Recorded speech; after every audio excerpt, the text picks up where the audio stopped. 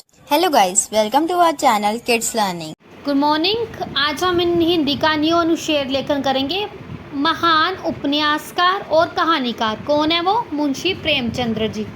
ठीक है, now let's start. Munshi Premchand ji का जन्म 31 जुलाई सन 1880 को बनारस के लम्ही नामक गांव में हुआ। ग्राम मतलब गांव में हुआ। उनका वास्तविक नाम दनपत राय था। वास्तविक मतलब असली नाम। उनका बचपन अभावों में ही बीता था। अभाव मतलब चीज़ें ना होना, या गरीबी में भी हम कह सकते हैं। ठीक है, और हर प्रकार के संघर्षों को झेलते हुए उन्होंने बीए तक शिक्षा ग्रहण की। उन्होंने शिक्षा विभाग में नौकरी की, यानी कि टीचर की लाइन में नौकरी की, किंतु असहयोग आंदोलन से प्रभावित होकर सरकारी नौकरी में त्यागपत्र दे दिया। उन्होंने टीचर की उनको जॉब मिली गवर्नमेंट, पर उन्होंने वहाँ पे रिज़ाइन कर दिया और पूरी तरह लेखन कार्य में जुट गए। वह तो जन्म से ही लेखक और चिंतक थे। शुरू में वह उर्दू के नवाब राय के नाम से लिखने लगे। एक और समाज की कुरीतियों और दूसरी ओर तत्कालीन व्यवस्था के प्रति निराशा और आक्रोश था, यानी कि गुस्सा था। उनके लेखों में कमाल का जादू था। वह अपनी बात को बड़ी ही प्रभावशाली ढंग से लिखते थे। जनता को खबरें पहुंच गई।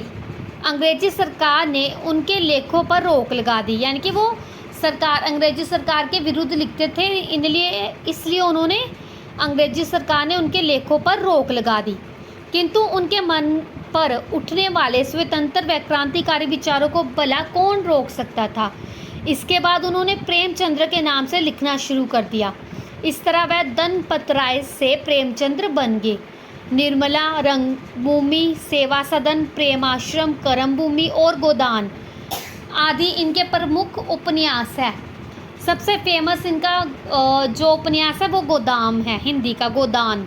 ठीक है, जिसमें सामाजिक समस्याओं का सफल चित्रण है।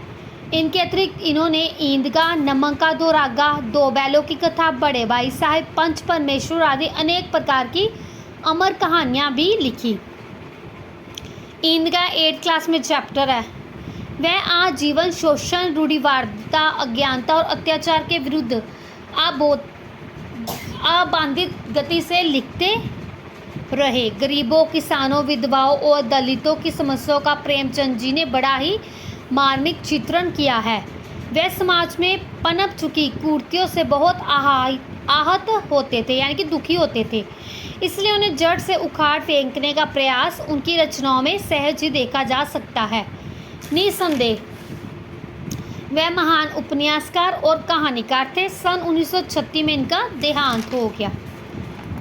ओके।